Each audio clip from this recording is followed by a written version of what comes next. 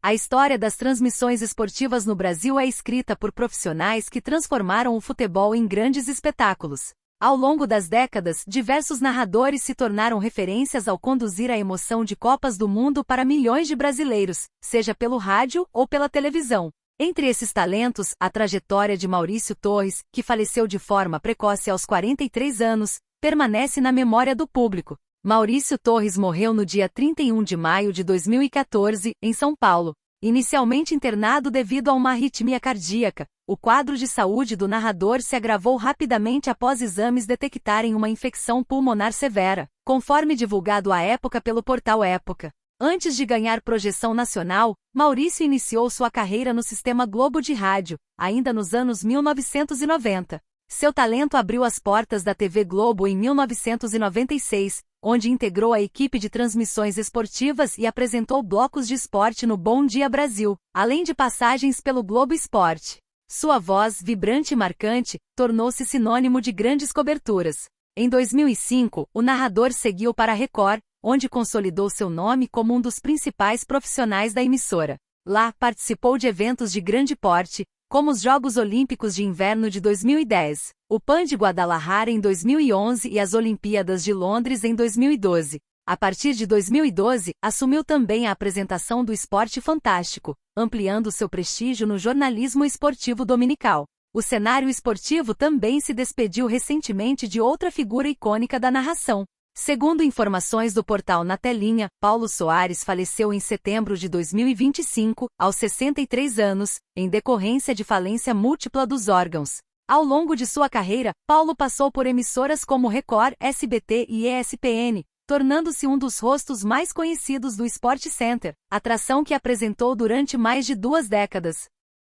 É impossível não sentir um aperto no peito ao revisitar essas trajetórias, porque quando falamos de Maurício Torres e Paulo Soares, não estamos apenas citando nomes que apareciam na tela da televisão, estamos falando das vozes que literalmente desenharam a trilha sonora das nossas vidas, das manhãs de café com o Bom Dia Brasil até as madrugadas de análise profunda no Sport Center. Para quem cresceu acompanhando o esporte brasileiro, esses 2 nomes não são apenas jornalistas, eles são o próprio tecido da memória afetiva do telespectador. Começando pelo Maurício Torres, é preciso entender que ele pertencia a uma linhagem de narradores que sabiam equilibrar a técnica apurada da narração esportiva com a leveza do apresentador de variedades. Ele nasceu no Rio de Janeiro e quando começou no Sistema Globo de rádio lá nos anos 90, trazia uma clareza na dicção que era rara. Ele tinha um timbre que preenchia a sala, mas que nunca perdia a naturalidade. Quando ele chegou à TV Globo em 1996, o público logo percebeu que ali havia um talento que transitava com uma facilidade impressionante entre o peso de uma transmissão de futebol e a informalidade necessária para comandar um bloco de esporte no Bom Dia Brasil.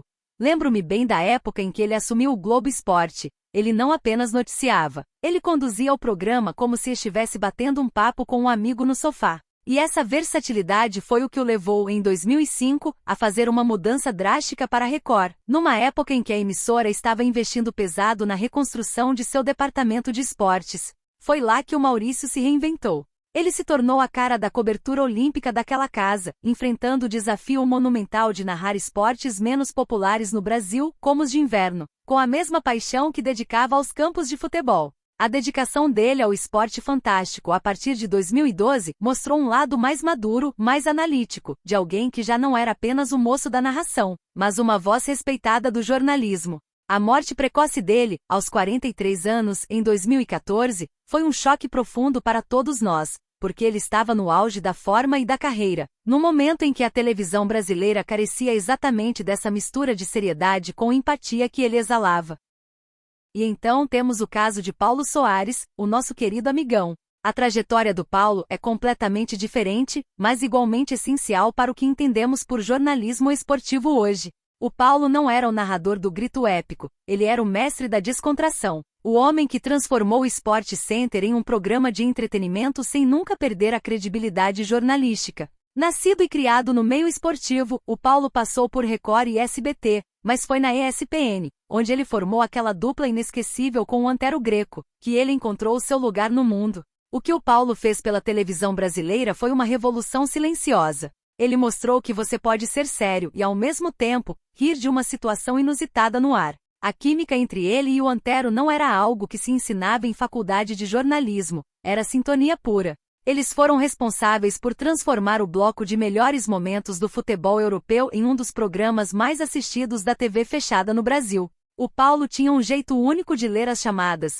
um tom de voz que já preparava o espectador para a diversão que viria a seguir. E é curioso pensar que enquanto Maurício Torres representava a escola clássica, vibrante e expansiva da narração, o Paulo Soares representava a era da intimidade, da conversa de boteco trazida para o estúdio.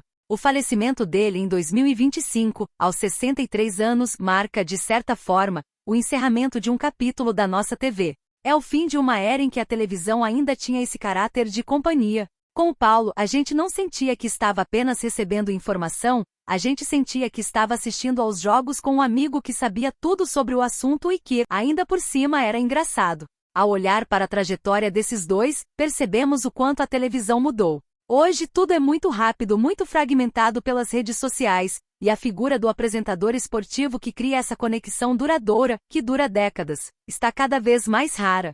Maurício Torres e Paulo Soares são exemplos de uma época em que o profissional da voz era uma espécie de embaixador do evento esportivo. A notícia recente da morte do Paulo Soares, somada à memória que ainda guardamos do Maurício, nos obriga a olhar para trás e valorizar o caminho que eles pavimentaram. Eu, particularmente, vejo que esses homens não apenas narraram jogos, eles narraram a cultura do brasileiro. Eles estavam lá nas nossas vitórias e nas derrotas, na sala de casa, no rádio do carro, na tela do celular. Na minha visão, a televisão brasileira perdeu uma parte da sua humanidade com a partida desses dois nomes. Maurício nos ensinou que a técnica pode ser elegante, e Paulo nos provou que a amizade e o bom humor são os melhores ingredientes para uma boa audiência. O que esse momento representa? Representa uma transição inevitável. Os nomes mudam, os estúdios ficam mais tecnológicos, as artes gráficas ficam mais rápidas, mas a essência do jornalismo esportivo sempre será a capacidade de fazer com que o espectador sinta a emoção do gol ou a angústia da derrota como se estivesse dentro da arena. E convenhamos, ninguém fazia isso com tanta alma quanto eles. É por isso que, mesmo com o passar dos anos e com o surgimento de novos talentos, o Maurício Torres e o Paulo Soares continuam sendo referências. Eles não eram descartáveis. Eles eram a voz que a gente confiava. Fica aqui a nossa homenagem a esses dois gigantes que, cada um ao seu modo, mudaram a forma como o Brasil consome esportes. Que a trajetória deles sirva de inspiração para quem está começando agora, porque no fim das contas a tecnologia passa, a audiência flutua, mas o carisma e a competência técnica como eles tinham, são o que realmente deixam um legado permanente na história da comunicação do nosso país. É uma perda imensa, mas é também uma celebração de duas carreiras que, felizmente, nós tivemos o privilégio de acompanhar de perto.